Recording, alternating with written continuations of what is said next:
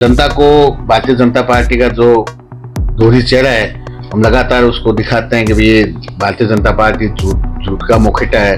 यहाँ कई टंकियां बन रही थी जल जीवन मिशन के तहत में पानी को प्राइवेटाइजेशन कर रहे हैं। और आपको एक बात बताऊं, अभी कुछ दिन पहले ही, महीने 10 दिन पहले की बात है, गंगा शहर के अंदर इन्होंने पानी के बिल भेजे लोगों के, 50-50 हजार का पानी का बिल भेजा।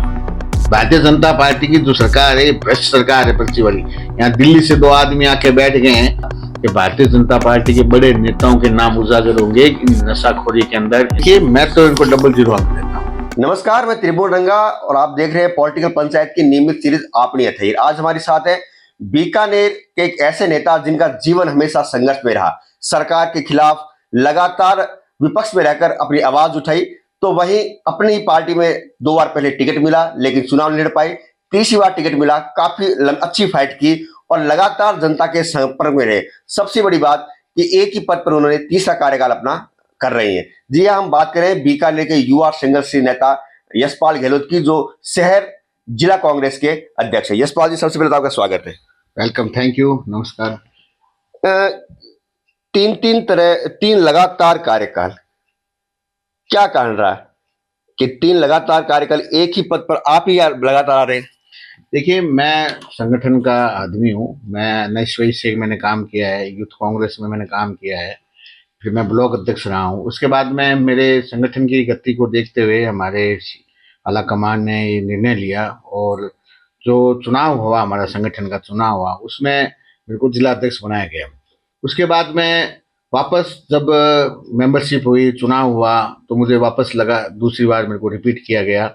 और जब सरकार नहीं थी तब हमारे जो वसुंधरा जी की सरकार थी और भारतीय जनता पार्टी का जिस तरीके से जनता के साथ में गुंडागर्दी का रवैया अपनाया, और उसके अलावा जितनी भी हमारे पूर्व सरकार में अशोक जी की मंत्री थे उसकी योजनाओं को उन्होंने बंद किया, उसको लेकर हमने बहुत लगातार 5 साल संघर्ष किया। और उस संघर्ष में चाहे हमें लाठियां खानी पड़ी, चाहे हमें जेल जाना पड़ा, हमने कई बार जेल भरो आंदोलन भी किया, हमने लाठीचार्ज भी हमारे ऊपर हुआ, लेकिन हमने बीकानेर की जनता की आवाज को लगातार उठाते रहे। उसी परिणाम को देखते हुए संगठन ने मेरे को वापस तीसरी बार मुझे वापस जिला अध्यक्ष का पद दिया। कहते हैं राजनीतिक गलियारों में एक चर्चा है कि यहाँ के कद्दावर नेता से आपकी बनी नहीं, लेकिन अध्यक्ष पद हटाने के लिए उनकी चली नहीं। क्या अशोक गहलोत के निजी होने के कारण ये सब कुछ हो रहा है?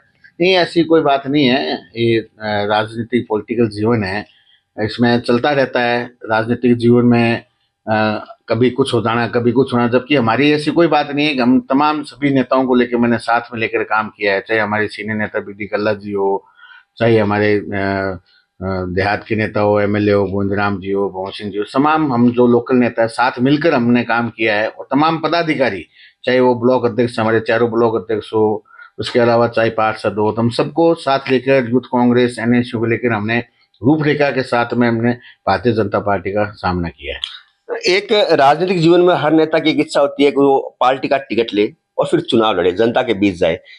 आपको एक ही टर्म में 2 टिकट मिले, मतलब एक में कह सकते हैं 5 घंटे में 2 बार आपको टिकट मिले। पहले बीकानेर पश्चिम का मिला, कटा, बी.डी. कल्ला को मिला, फिर आपको बीकानेर पूर्व का मिला, 2 घंटे बाद फिर कटा और कन्याल जौहर को मिला। पूरा कहानी क्या है, इसके पीछे बैकग्राउंड क्या है, किसकी ये कारस्तानी आप कह सकते हैं, या कहाँ गलती हो गई यशपाल से? नहीं, मेरे से कोई गलती नहीं हुई है। ये पार्टी ने राहुल गांधी जी का 2 टर्म जो लगातार आ चुके हैं उसको लेकर उनका टिकट नहीं देंगे। और उसको लेकर जब बी.डी. कल्ला जी का 2 बार कंटिन्यू हार गए, तो एक पॉलिसी बनी हुई थी चुनाव हमारे टिकट वितरण कमेटी की। उस कमेटी के अंदर में ये निर्णय लिया गया था कि जो लगातार 2 बार हारे हैं उनको टिकट नहीं देंगे। लेकिन पार्टी ने, मैं संगठन का जिला अध्यक्ष था, तो उन्होंने कहा नहीं, आपको चुनाव लड़ना है, तो उन्होंने मेरी टिकट कर दी। उसके बाद में क्या परिस्थिति रही, क्या कारण रहा, और उसके वजह से वापस मेरी टिकट यहाँ पश्चिम से काट के मेरे को पूर्व विधानसभा में टिकट दे। यही जानना था क्या कारण है पश्चिम में, अंदर खांचे क्या बातें हुई इतनी? नहीं, अंदर खांच से कोई बात नहीं है। ये एक पार्टी का निर्णय है, पॉलिटिकली निर्णय है। तो राजनीतिक निर्णय ऐसे होते रहते हैं। आप देख सकते हैं कि भाई पॉलिटिक्स जीवन है और राजनीतिक निर्णय, कभी टिकट इधर से मिलना, कभी उधर से मिलना। तो मुझे चुनाव पार्टी लड़ाना चाह रही थी, और चाहे कुछ लोग यहाँ के आपके विरोध में थे? नहीं, कोई विरोध में नहीं था, सब साथ थे। पार्टी टिकट नहीं मिली तो वो अपना उनके कार्यकर्ताओं ने मेरा विरोध किया, लेकिन ऐसी कोई बात नहीं थी। उसके बाद मेरे को पूर्व में टिकट दिया, लेकिन पूर्व में भी हमारे नोखा से लेके आए, नोखा से लेके आए। हाँ, नौका से लेके आए, उनको यहाँ टिकट दे दिया।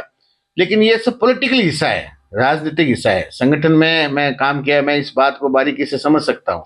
जो पार्टी फैसला करती है वो हमें मंजूर है। उन्होंने टिकट दी, बाद में वापस ले ली, लेकिन मेरे को 2023 में वापस टिकट भी दी है। मैंने चुनाव भी लड़ा है, अच्छी फाइट हुई, जनता ने मेरे को सहयोग किया।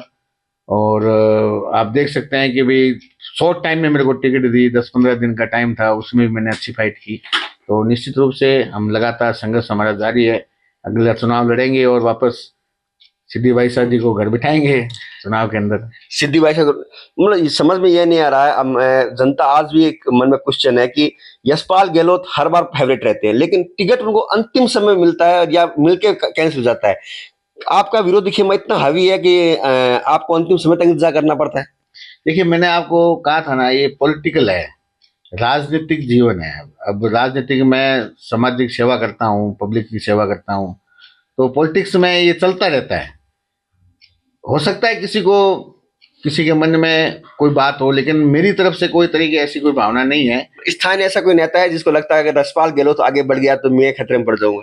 तो मैं तो किसी का नाम नहीं ले सकता, खतरे में कोई नहीं पड़ता। पॉलिटिक्स एक अपने स्तर पर सभी लोग पॉलिटिक्स करते हैं, और पॉलिटिक्स सबके साथ के सबके सहयोग से लेकर जीवन में पॉलिटिक्स में आगे बढ़ा जाता है। उसी तरह से मैं काम कर रहा हूँ, सबको साथ लेके चलता हूँ। पार्टी की विचारधारा को कैसे आगे बढ़ाना है, किस तरीके से कांग्रेस मजबूत हो, इसी तर्ज पर हम लोग काम करते हैं। और जनता को भारतीय जनता पार्टी का जो दोहरी चेहरा है, हम लगातार उसको दिखाते हैं कि भाई ये भारतीय जनता पार्टी झूठ का मुखिया है। हमेशा झूठ बोलकर, हमेशा धर्म के नाम पर सत्ता में आ तो जाती है, लेकिन उसके बाद में आम आवाम से, पब्लिक से उनको कोई लेना देना नहीं है। ये जग जाहिर है। आपने देखा होगा जब जब भारतीय जनता पार्टी सरकार में तो आती है, लेकिन जो जनहित की योजनाएं होती है, जो आम आवाम की योजना होती है, जो गरीब में ढाणी में बैठा उस व्यक्ति की योजना होती है, उसको वो बंद करती है। आपने जनहित की बात की। मुख्यमंत्री गहलोत ने पिछली सरकार में 25 लाख तक रुपए का स्वास्थ्य को लेकर लोगों में नई आशा जगाई थी, लोग इलाज भी ले रहे थे, लेकिन अभी सरकार आती उन्होंने काफी कम बंद कर दिया है। आयुष्मान नई योजना लेकर आई है, उसको लेकर विपक्ष की तरफ से कोई अभी तक बड़ी आवाज नहीं उठी। देखिए, दुनिया में ऐसी योजनाएं कहीं नहीं थी, पूरी दुनिया में। ये योजना राजस्थान में माननीय मुख्यमंत्री जी गहलोत साहब ने जो योजना लेके आए, देश दुनिया इस योजना की तारीफ कर रही थी। और मुझे मैंने अखबार के माध्यम से और मीडिया के माध्यम से मेरे पास संज्ञान भी आया था कि भाई दुनिया के लोग यहाँ आए कि भाई इस योजना को कैसे लागू किया गया। कुछ प्रदेश, दूसरे प्रदेश के हिंदुस्तान में वो भी लोग आए कि भाई ये योजना किस तरीके से गहलोत साहब ने इसको लागू की, जो आम आवाम को फायदा मिल रहा है। 25 लाख रुपए तक का इलाज कराना ये छोटी बात नहीं होती। आपको मैं एक बात बताना चाहता हूँ, 25 लाख नहीं, 50 लाख रुपए तक का भी इलाज कराया, मतलब गहलोत साहब ने फ्री इलाज कराया, जिसका हार्ट ट्रांसप्लांट हो सकता है, किडनी ट्रांसप्लांट हो सकती है, और मेजर कई इश्यूज हैं जो है ना, मतलब 50-50 लाख का खर्चा, मतलब वो भी गवर्नमेंट की तरफ से फ्री होना। आप देख सकते हैं, पहले मेरे को पता है कि भाई जब पॉलिटिक्स में हम नए नए आए थे, तो ये योजना चालू होने से पहले किसी का एक्सीडेंट हो जाता ना, तो वो सबसे पहले सोचना आती है उसको, भाई तेरे घर में किसी की दुर्घटना हो गई है, एक्सीडेंट हो गया है, तो वो सबसे पहले हॉस्पिटल जाने से पहले किसी आस पड़ोस के घर जाता कि भाई तेरे पास कितने पैसे हैं, फिर लेके वो वहाँ हॉस्पिटल जाता। अब क्या है, सीधे हॉस्पिटल जाता है, उसको कोई दिक्कत नहीं है, उसको कोई टेंशन नहीं है।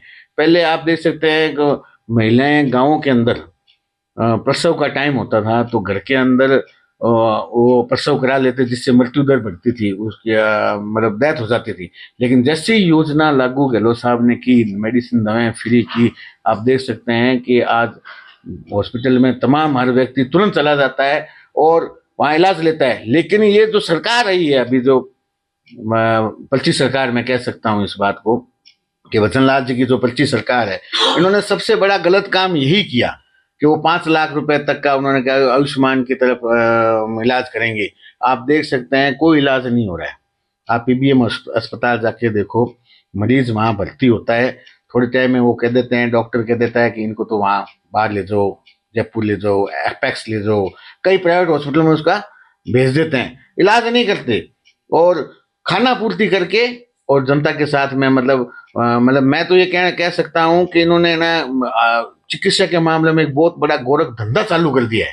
मेडिकल की दुकानें वापस चलने लग गई है, इनके डॉक्टर का एक ऐसा बड़ा जाल है ये कि योजना बंद करनी 25 लाख तक की, और प्राइवेटेशन को बढ़ावा देना, प्राइवेट डॉक्टरों को बढ़ावा देना, ये एक बड़ी चाल मैं मान सकता हूँ कि बजाज सरकार की, भारत सरकार मतलब ये भजनलाल सरकार की। आप पीबीएम के हालात देखो आप जाके, कोई दवाएं नहीं है, जांच किसी व्यक्ति के लिए टाइम जांच नहीं हो रही। हमारे वक्त इतनी जांचें हो रही थी, कई जांचें बंद हो गई, कहीं अशोक गहलोत सरकार ने डायलिसिस फ्री किया। तो इसका विपक्ष में रहता आपने विरोध क्यों नहीं किया? अब विरोध टाइम आ गया, सड़कों पर उतर के लोगों को साथ रखें। बिल्कुल, मैं लगातार आवाज उठा रहा हूँ, साल भर से। हमने पहले भी 2 प्रोग्राम हमारे कांग्रेस के इधर पीबीएम हॉस्पिटल में आंदोलन अभी हुआ था, बीच में भी आवाज उठी थी। हम लगातार मीडिया के माध्यम से और लगातार कलेक्टर साहब को हम इस बात के लिए लगातार पीबीएम को लेकर ज्ञापन देते हैं, और राज्यपाल के नाम पे भी हमने ज्ञापन दिया और मुख्यमंत्री के भी नाम पे ज्ञापन दिया कि भाई हालात ये हो रहे हैं, आम आवाम को इलाज नहीं मिल रहा है, गांव के लोग ग्रामीण जो लोग ठेठ ढाणी से आते हैं उसको इलाज नहीं मिल रहा है, वो भाग रहा है, कभी प्राइवेट हॉस्पिटल में भाग रहा है, कभी उस हॉस्पिटल में भागता है। आप देख सकते हो जितनी प्राइवेट हॉस्पिटल में उसमें भीड़ पड़ी है, क्योंकि वहाँ इलाज नहीं ले रहे हैं। प्राइवेट का इलाज लेने का मतलब वहाँ ना तो गवर्नमेंट का इलाज मिल रहा है, ना डॉक्टर उपलब्ध है वहाँ पे, ना दवाएं उपलब्ध है, ना जांचें उपलब्ध है, तो वो कहाँ जाएगा? वो तो भागेगा बेचारा, भाग के कहीं ना कहीं इलाज करवाएगा। ये हालात पूरे मतलब हॉस्पिटल की और सरकार की, ये मतलब मैं तो ये कह सकता हूँ कि ये गोरख धंधा है ये, मतलब इसमें कहीं ना कहीं उनकी भ्रष्टाचार की बू आ रही है, मेरे को भ्रष्टाचार की बू आ रही है। एक मुद्दा चला था बिजली के निजीकरण का, आपने आरोप लगाया, वो दिन भी हमें याद है जब यशपाल गहलोत ने डंडे खाए थे पुलिस से और भयंकर विरोध किया, फिर खुद की सरकार बनी, मगर स्थिति जस की तस बनी है। बिजली निजीकरण आपकी सरकार भी उसको बंद नहीं कर पाई। देखिए, हमने जब प्राइवेटाइजेशन हुआ था तब हमने इसका विरोध किया, भी हम निजीकरण के खिलाफ हैं, कांग्रेस पार्टी निजीकरण के खिलाफ है। आप देख सकते हैं कभी निजीकरण के सहयोग में नहीं, सपोर्ट में कभी हमने किया नहीं। इन्होंने क्या किया उस वक्त, बीकानेर, भरतपुर और एक और कोटा जिला था जिनको प्राइवेट किया, हमने उसका पुरजोर विरोध किया, और पुरजोर विरोध किया, लाठीचार्ज भी हम लोगों पर हुई। और उस वक्त उन्होंने ये कहा था कि हमारा एमआईयू इस ढंग से कंपनी के साथ हुआ है जिससे कहीं लाइट चली जाएगी तो हम 1 घंटा अगर लाइट नहीं रहेगी तो हम तुरंत प्रभाव से है ना मतलब वहाँ पे जनरेटर लगा के लाइट उपलब्ध कराएंगे, और बिजली का बिल कम आएगा, सुविधा कहीं भी व्यक्ति के मतलब कोई भी परेशानी होगी तो तुरंत हमारे कर्मचारी जाएगा और वहाँ पे उसको ठीक करेगा। लेकिन आप देख सकते हैं जब से प्राइवेटाइजेशन हुआ है 6-6 घंटे 4-4 घंटे लाइट जा रही है। इतने बड़े हादसे हुए, इन्होंने कहा लोहे के खंभे हटा देंगे, खंभे हटा के उसके बाद में हम सीमेंट के खंभे लगाएंगे, गायें मरी, आदमी मरे। ये खुद कंपनसेशन दे रही है कि भाई इसके अवैध में हमने ये गलती हुई तो हम इसको मुआवजा देंगे। हमने भी आंदोलन किया है, लेकिन हमारी सरकार जब आई, आपका जो क्वेश्चन है कि भाई हमारी सरकार जब आई तो हमने इसका क्यों नहीं निवारण किया। उस वक्त इन्होंने ऐसे एमआईयू कर दिए थे कि हमारी सरकार अगर उसको खत्म करती ना तो ये कोर्ट का सहारा लेती। हमने उसका पूरा निरीक्षण किया, पूरा निरीक्षण करके हमने कोर्ट का सहारा जो है ना वो ले लेती, तो हम इसको कैंसिल नहीं कर पाए। इस वजह से हमने इसका, लेकिन हमारा आप देख सकते हो उस वक्त इतनी सख्ताई थी कि मनमानी हम कंपनी को नहीं करने दे रहे थे। उस वक्त ये मीटर लगा रही थी, आपको पता है मीटर लगा रही थी, जो मीटर ऐसा मीटर लगा रही थी जिसका है ना मतलब हवा में भी उसका बिल आ रहा था। हमने वो मीटर बंद करवाए, रुकवाए, मैंने कहा हम ये मीटर हमारी सरकार में नहीं लगेंगे। आज वही मीटर लगाने का प्रयास कर रहे हैं। जिस घर में ये चले जाते हैं, घर में कोई लेडीज है और है, बाहर मीटर लगा हुआ है तो भी उखाड़ के ले गए, अंदर भी ले गए। मीटर के नाम पर विजिलेंस कर रहे हैं, 5-5 लाख रुपए का बिल, 4-4 लाख रुपए का बिल, 10-10 लाख रुपए का बिल, ये बिल आ रहे हैं। आप ये चेकिंग के नाम पर कर्मचारियों की तो इतनी बुरी हालात है कि ये विजिलेंस और चेकिंग के नाम पर भ्रष्टाचार भी कर रही है। मतलब आप जा रहे हैं वहां देखते हैं कुछ गड़बड़ी है कि नहीं है, आपका तार सही नहीं है, ये नहीं है, इसकी मीटर की फोटो खींची, पैसे ले लिए। और एक बात आपको मैं बताऊं, बिना इस एमओयू के अंदर शर्त में लिखा हुआ है, बिना आप मतलब सरकार में जो कर्मचारी हैं, जो कम से कम ट्रेनिंग शुदा होना चाहिए, आईटीआई होल्डर होना चाहिए, आईटी होल्डर होना चाहिए, लेकिन इन्होंने कलकत्ता से, बिहार से कर्मचारी 5-5 हजार में 8वीं पास नहीं है उनको यहाँ लगा लिया। मतलब बिना कोई तरीके से सेफ्टी पर यूज बिना किए ये खंभों पर इन्होंने चढ़ा देते हैं। तो ये मैं बहुत ही गलत मानता हूँ कि ये सरकार को इस पर संज्ञान लेना चाहिए और प्राइवेट कंपनी के खिलाफ सख्त सख्त है ना, इस पर कार्रवाई करनी चाहिए। एक किस्सा और याद आता है। एक बीकानेर में बहुत प्रतिष्ठित एक पुल बना था, चौखुटी पुल। लोगों की आशा थी, बीकानेर को एक नया रास्ता मिला था चलने का। कहते हैं वैसे तो यशपाल गहलोत काफी सौम्य है, लेकिन कभी कभी दबंगई भी करते हैं। आपकी दबंगई ये थी कि आपने बगैर शिलान्यास किए वसुंधरा शिलान्यास कर रही थी उसका, आपने उसको चालू करवा दिया। देखिए, ये मैंने इसलिए किया था कि पहले मैंने कलेक्टर महोदय साहब को पहले मैंने ज्ञापन दिया था कि भी ये पुल कंप्लीट हो चुका है, आम जन को परेशानी का सामना करना पड़ रहा है, इस पुल को खोलें। उन्होंने खोला नहीं। कलेक्टर साहब को और सरकार को मुख्यमंत्री जी से वाहवाही लेनी थी, एमएलए से वाहवाही लेनी थी, तो वो पुल को खोल नहीं रही थी। उसके बाद हमने उस पुल के आगे अर्धनग्न प्रदर्शन किया कि भाई महीना हो गया, 2 महीना हो गया, 4 महीने हो गए, इसको पुल को खोलो, जनता को परेशानी हो रही है, जनता को परेशानी हो रही है। लेकिन अर्धनग्न प्रदर्शन करने के बावजूद भी उनका यही रवैया था कि जब तक हम मुख्यमंत्री जी को कैसे उसको मतलब खुश करें कि भाई हमने पुल का आपके उद्घाटन करा दिया। मुख्यमंत्री जी का दौरा नहीं बन पा रहा था, तो बार बार मुख्यमंत्री जी से करवाएंगे, मुख्यमंत्री जी से करवाएंगे, वसुंधरा जी से करवाएंगे। तो मैंने क्या किया, फिर मैंने जनता के साथ में मिलकर मैंने पुल को खोल दिया। मैंने कहा जनता नहीं मरेगी, पुल का उद्घाटन की हमें आवश्यकता नहीं है, हम जनता खुद उद्घाटन करेगी, तो इसलिए हमने पुल खोल दिया। एक और जो सवाल उभर के आ रहा है सामने कि जो देहात के नेता हैं उनसे यशपाल गहलोत की अच्छी बनती है, चाहे गोविंद राम है, भंवर सिंह भाटी है, लेकिन शहर के नेताओं से कुछ अनबन सी रहती, क्या कहा? नहीं, अनबन मेरी नहीं है, मैं तो सबके साथ में मिलकर काम करता हूँ। हमारे शहर के नेता बीडी कल्ला जी हमारे नेता हैं और उनको मैंने नेता के रूप में स्वीकार किया है। बीडी कल्ला जी, आप हम उनके सानिध्य में हमने काम किया है, तो ऐसी कोई बात नहीं है कि हमारी नहीं बनती। हम तो बीडी कल्ला जी के साथ में भी काम पहले भी किया है, आगे भी करेंगे। एक योजना चली थी पिछली सरकार में, जल जीवन मिशन। आरोप लग रहा है कांग्रेस ने हर जगह बंद करवाया, कितनी सच्चाई है? बीकानेर में बंद करवाया काम? देखिए, जल जीवन का कांग्रेस सरकार में तो कहीं बंद नहीं है। मतलब यहाँ मोदी सरकार का ये आरोप है। 619 करोड़ का जल जीवन का काम चला था, सिद्धि कुमारी जी ने इस काम को बंद करवाया है। यहाँ कई टंकियां बन रही थी जल जीवन मिशन के तहत में। वो तो उनकी पार्टी की योजना थी। नहीं, हमारी जल जीवन जो योजना थी, टंकियां हमारे, आपने देखा होगा यहाँ फोर्ट स्कूल में भी बने, एक हमारे यहाँ थॉमस स्कूल के अंदर फोर्ट स्कूल उसमें बन रही थी, सिद्धि कुमारी जी ने उसको बंद करवा दिया।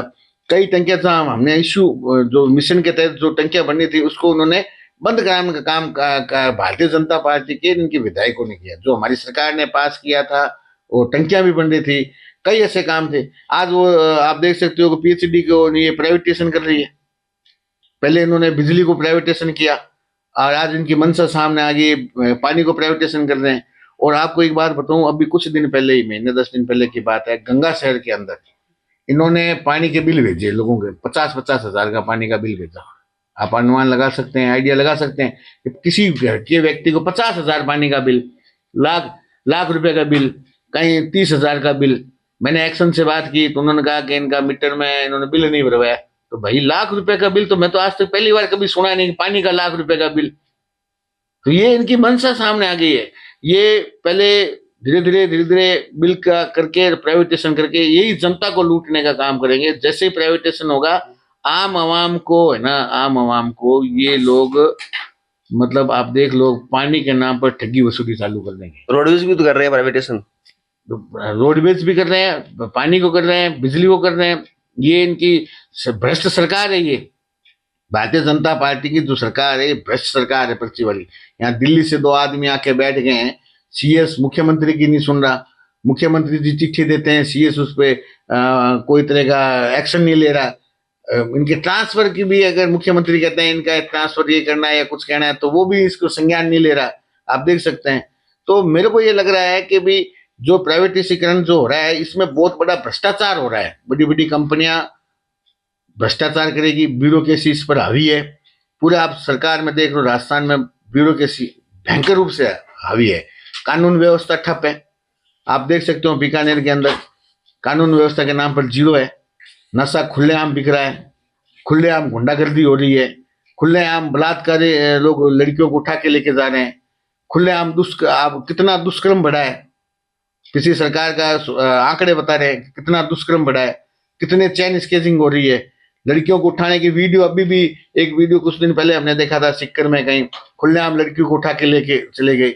तो आप देख सकते हैं कानून व्यवस्था पूरी तरह से ठप है, नशा खुलेआम बिक रहा है, एमडी जैसे नशा बिक रहा है, तो कोई कार्रवाई नहीं है। तो ये बहुत बड़ा भ्रष्टाचार, मैं तो कह सकता हूँ इतना बड़ा जाल है कि इनके बड़े नेता आज नहीं कल साबित होगा कि भारतीय जनता पार्टी के बड़े नेताओं के नाम उजागर होंगे इन नशाखोरी के अंदर, इस कानून व्यवस्था के अंदर। ये इनका बहुत बड़ा मतलब आपको चेहरा सामने आएगा।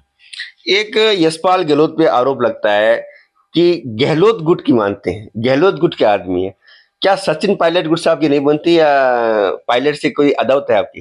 देखिए हमारी किसी से अदावत नहीं है, हमारे नेता राहुल गांधी है, सोनिया गांधी है, खड़गे जी हैं, प्रियंका गांधी है, अशोक गहलोत है, हम सभी नेताओं को साथ, गोविंद सिंह डोटासरा जी है, पायलट भी हमारे नेता है, हमारे कोई तरह के ऐसा दावत नहीं है। गहलोत गुट से मेरा इसलिए है कि भी मैं भी गहलोत, अशोक गहलोत, अशोक जी भी गहलोत, तो लोग कहते हैं कि भी गहलोत गुट से हैं, लेकिन अशोक गहलोत जी के नेतृत्व में हमने काम किया है।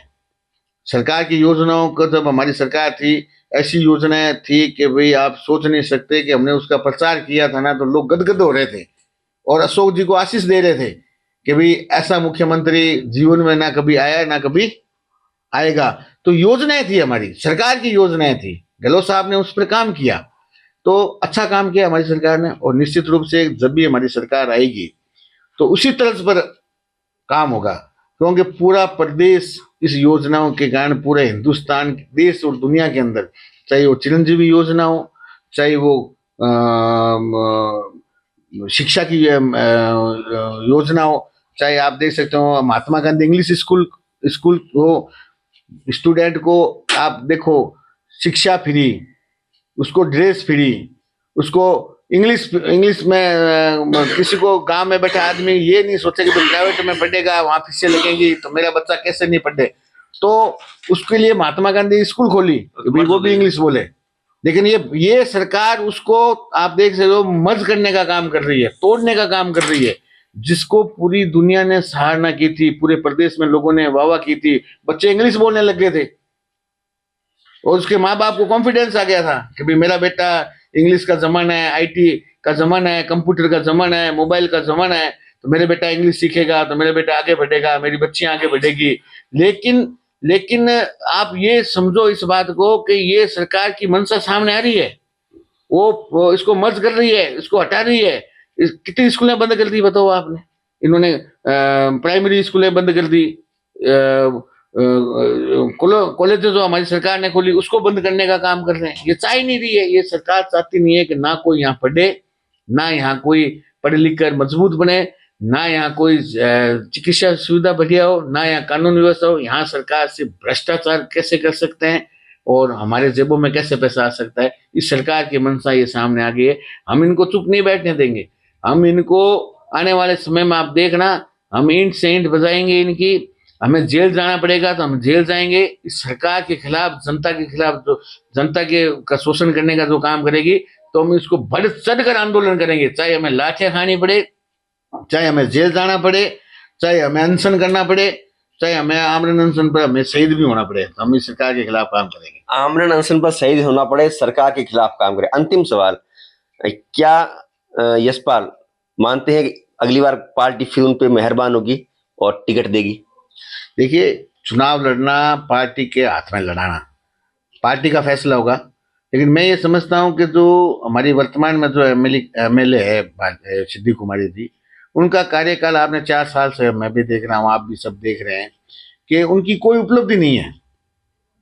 आज जब मैं चुनाव लड़ा तो वो जनता के बीच में आ गई, पहली बार कच्ची बस्तियों में वो गई, कभी कच्ची बस्ती में वो नहीं फिरी कि मुझे वोट दो, पहली बार कच्ची बस्तियों में फिरी, पहली बार उन्होंने अपने भारतीय जनता अपने चुनाव कार्यालय खोले, आपने मार्जिन भी कम करवा दिया बहुत। हाँ बिल्कुल। तो उसको ये पता लगा कि भाई ये जनता के बीच का आदमी है और जनता के बीच में रहने वाला आदमी है, तो ये चलेगा नहीं। तो उन्होंने वापस क्या है, जनता के बीच में गए कि मैं राजघराने से हूँ, मेरे परिवार के लोगों ने ना आप लोगों को बसाया है, आप लोगों को बसाया है और मैं आपकी सेवा करूंगी, पिछली गलतियों को हमें माफ कर दो, एक मौका दो। तो पब्लिक ने राजघराने को देखते उनको एक मौका और दे दिया, लेकिन वो अपनी बातों पर खरा नहीं उतरी। जैसे चुनाव हुआ अपने महल में जाके बैठ गई, कभी कोई पब्लिक की आवाज नहीं उठानी, कभी अपनी सरकार की कोई योजना बंद हुई है क्या है, किस तरीके से आम आवाम को फायदा मिल सकता है, पीबीएम की क्या हालात है, सड़कें देखो आप, जगह जगह टूटी पड़ी है। जूनागढ़ के सामने हमने आंदोलन किया था, कांग्रेस के हमारे साथियों ने गड्ढा बूरा था, मैं भी उस जगह में उपस्थित था। जगह जगह खड्डे पड़े हैं, सिविल लाइन्स में जगह जगह खड्डे पड़े हैं। पहली बार मुझे ये देखने को मिल रहा है जब दीपावली का पर्व होता है तब कोई भी सरकार हो, चाहे हमारी सरकार ही, चाहे बीजेपी की सरकार, पिछली भी सरकार, उस वक्त पेच वर्क भी होया करते थे, सड़क सफाई व्यवस्था इतनी सुचारू कर देते थे कि दीपावली त्योहार धूमधाम से मनावे, वहां पे चकाचौक रहे सड़कें। लेकिन इस बार सड़कें टूटी हुई थी, गड्ढे टूटे हुए थे, गड्ढे इन्होंने भर नहीं पाए। तो ये सरकार ना एमएलए एक शब्द बोल पाई, जो सिद्धू भाई शाह जी हैं, एक शब्द नहीं बोली सरकार के खिलाफ भैया कि सड़कें टूटी हुई है, लोगों को पट्टे नहीं बन रहे हैं। अच्छा एक बात और कहना चाहूंगा कि आप देख सकते हो नगर निगम और यूआईटी की हालत देखो, इन्होंने बीडीए तो बना दिया भाई, आज बीकानेर प्राधिकरण तो इन्होंने बना दिया, एक्ट लागू कर दिया, लोगों अंदर नहीं जा सकते, कैमरे लगा दिए, आप जाओ नहीं अंदर, क्यों नहीं जा सकते, आम पब्लिक अंदर जाएगी, और उसको जाने के लिए मना कर दिया। मन मर्जी आप लोगों के ना बिना सोचे समझे अतिक्रमण तोड़ने के लिए चले जाते हो, कोई चौंका, कोई शिकायत नहीं है, मन मर्जी पैसा मांगने लग गए, और ना ही है ना किसी से मतलब कोई व्यक्ति अपने पट्टे के लिए आके जो कोई बात करे तो वो कोई ना कोई अपने बात कर सकता। यही हाल नगर निगम के अंदर है, यही हाल नगर निगम के अंदर है। कोई व्यक्ति जा नहीं सकता नगर निगम के अंदर, और जाएगा उसको एंट्री नहीं है लिखा। कांग्रेस बीडीए के खिलाफ है ये, कांग्रेस बीडीए के खिलाफ है ये जो बीकानेर विकास प्राधिकरण बना है। कांग्रेस के नेता लगातार विरोध कर रहे हैं। बीडी के खिलाफ हमने एक बार बात की थी तो उन्होंने कहा मैं स्वास्थ्य मंत्री जब था तब मैं बना सकता था, लेकिन आम जनता को परेशानी हो इसके लिए बनी नहीं। देखिए बीकानेर प्राधिकरण एक बनना बहुत बड़ी, इसको लागू करना, इनके एक्ट को लागू करना, बीकानेर हमारा बहुत बड़ा गांव है, इसको पहले डेवलप तो करो। पब्लिक को जो हमारी सरकार ने पट्टे दिए उनके एनओसी तक नहीं जारी कर पा रही है ये लोग। पिछली सरकार में हमारे पट्टे दिए थे उसकी एनओसी इन्होंने नहीं दी, लगातार कैंसिल पर कैंसिल कर रहे हैं। लगातार प्राधिकरण का बनना बीकानेर के लिए मतलब उसको उस तर्ज पर काम करना पड़ता है। लेकिन हम लोग ये कह रहे हैं कि पहले उस व्यक्ति को जो सुविधा होती है प्राधिकरण की वो तो उपलब्ध कराओ। मतलब कांग्रेस कांग्रेस का कहना नहीं है प्राधिकरण बना, कांग्रेस का कहना है कि अभी तक बीकानेर शहर प्राधिकरण के लिए तैयार नहीं है। देखिए मेरा ये मानना है कि इनको थोड़ा समय लगकर कलेक्टर महोदय, संभाग है हमारा बीकानेर संभाग है बहुत बड़ा, इनको प्राधिकरण के लिए उसको पहले उसको तैयारी करनी चाहिए, क्योंकि इसके एक्ट कानून नहीं है, इसके कोई ऑर्डिनेंस क्या है इन्होंने बनाया है अभी तो कोई पता नहीं है, इनके एक्ट क्या है वो पता नहीं है। लेकिन प्राधिकरण तो बना दिया, पब्लिक को प्राधिकरण के नाम पर उसको गुंडागर्दी करने लगे कि बीकानेर प्राधिकरण हो गया, आपको इतने पैसे देने पड़ेंगे, आपको एंट्री नहीं है, प्राधिकरण हो गया आपको एंट्री नहीं है, आप पट्टे की फाइल नहीं लगा सकते। पीछे से वो कह रहा है कि 2 पैसे देना पड़ेंगे, 2 पैसे दो हम आपको ये फाइल लगा देंगे, आपको परमिशन दिला देंगे। बीडीए बन गया है, आपको परमिशन नहीं मिलेगी, खर्चा बढ़ेगा, मतलब खर्चा लगेगा। ये तो भ्रष्टाचार हो गया, बुरे तरीके से भ्रष्टाचार हो गया। आप जा ही नहीं सकते प्राधिकरण के अंदर, तो ये काहे का नियम है।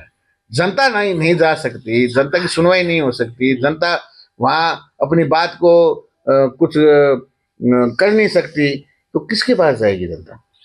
सरकार के 1 साल को कितने अंक देते हैं एज ए शहर जिला कांग्रेस अध्यक्ष? देखिए, मैं तो इनको डबल 0 अंक देता हूँ। ये पानी, बिजली, चिकित्सा, शिक्षा के नाम पर ये फैल साबित हुई है, भ्रष्टाचार बढ़ा है, कानून व्यवस्था खत्म हुई है, नशा बढ़ा है। तो मेरी नज़र में तो ये सरकार है ना डबल 0 लाई गया है, डबल 0 है। एक काम आम आवाम के लिए नहीं किया इन्होंने, डबल 0 है सरकार। डबल 0 सरकार है। ये थे हमारे साथ बीकानेर शहर जिलाध्यक्ष यशपाल गहलोत। काफी बेबाक बात की, उन्होंने ये भी बताया कि किस तरह आम जनता की आवाज के लिए हमेशा वो उठाते रहे हैं और आम जनता की आवाज के लिए उन्होंने कई बार डंडे भी खाए। तो वहीं उन्होंने बताया कि जो अंदर खाने उनके खिलाफ कुछ अदावतें चल रही थी, हालांकि वो कैमरे के सामने नहीं बोल रहे, लेकिन जो अदावतें चल रही उसके कारण उनका 2 बार टिकट मिला और कटा। हालांकि 30 बार उनको पार्टी ने आशीर्वाद दिया, लेकिन जनता के बीच में गए भी, हालांकि उनको सफलता नहीं मिली, लेकिन अपना प्रयास वो लगातार जारी करेंगे। कैमरा साथी राजेश संगानी के साथ त्रिभुवन रंगा, पॉलिटिकल पंचायत बीकानेर।